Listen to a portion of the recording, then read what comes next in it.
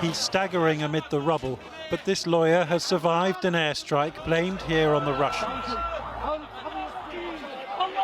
A lawyer still wearing his court robes when the bombs fell yesterday. 6 airstrikes on the centre of Idlib, killing some 70 people and injuring over 150 more.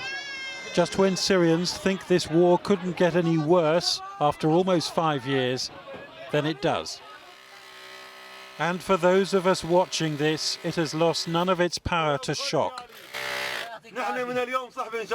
A boy called Ali is trapped right up to his neck.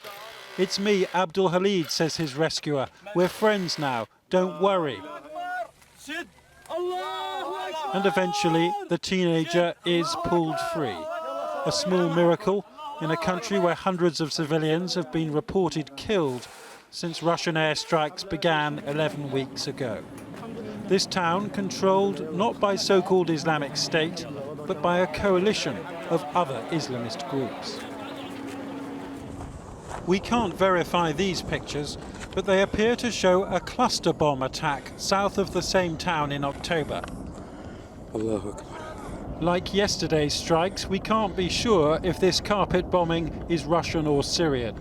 But Human Rights Watch said today that these bombs, made in either Russia or the former USSR, have been used at least 20 times in the last few months, despite an international ban.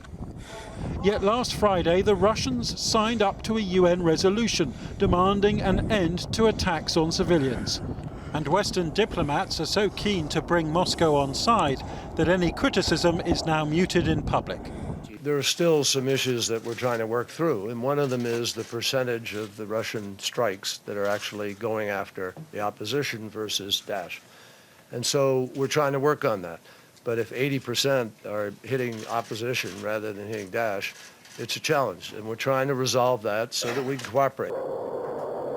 This was another attack, allegedly including cluster bombs, in a rebel-held suburb of Damascus last week.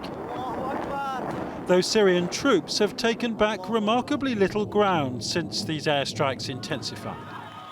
Human Rights Watch has corroborated reports that 2 schools were hit, killing 8 children and 2 teachers. And so amid talk of a peace process, the devastation continues. Over 250,000 dead now, and counting.